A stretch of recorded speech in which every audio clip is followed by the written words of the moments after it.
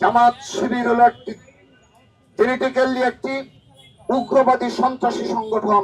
সর্বশেষ সময়গুলোতে আপনারা দেখেছেন এই জামাত শিবির নেপথ্যে থেকে কতগুলো মব কালচার সংগঠিত হয়েছে, নেপথ্যে থেকে তারা কতগুলো বেয়াদব তৈরি করেছে বাংলাদেশে। জামাত শিবির হলো একটি জেনেটিক্যালি একটি উগ্রবাদী সন্ত্রাসী সংগঠন। বিগত সময়ে, বিগত দশকে তারা যেখানে ক্যাম্পাসে রক কাটার কালচার তৈরি করেছিল, রক কেটে তারা তাদের বৌদ্ধবাদ প্রতিষ্ঠা করতে চেয়েছিল। পরবর্তী 5 আগস্ট পরবর্তী বাস্তবতা পরবর্তীতে খুনি হাসিনার আমলে তারা গুপ্ত সেজে সবগুলো ক্যাম্পাসে ছাত্রলীগের সুবিধা ভোগ করেছে এবং ছাত্রলীগের ছদ্মবেশে আমাদের উপর এবং সাধারণ শিক্ষার্থীর উপর হামলায় নেতৃত্ব দিয়েছে ছাত্র শিবির। পরবর্তীতে 5 আগস্ট পরবর্তী বাস্তবতায় তারা আবার খোলস পাল্টে কেউ সাধারণ শিক্ষার্থী সেজেছে, কেউ বেদব হিসেবে আবির্ভূত হয়েছে।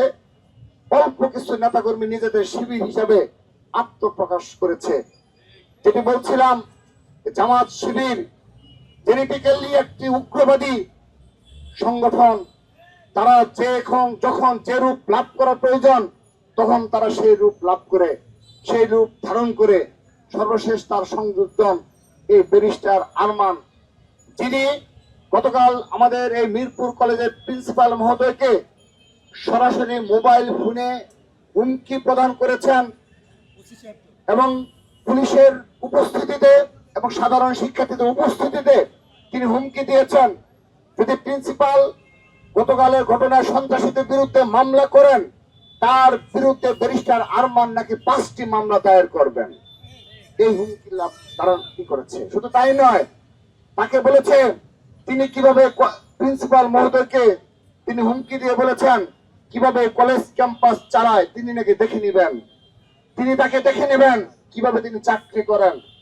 এই ধরনের হুমকি একটি মিরপুর কলেজের মতো প্রিন্সিপালকে সাধারণ শিক্ষার্থীরা আতঙ্কগ্রস্ত, কারণ জামাত শিবিরের সম্পর্কে, এই সন্ত্রাসীদের সম্পর্কে সাধারণ শিক্ষার্থীরা অবগত রয়েছে।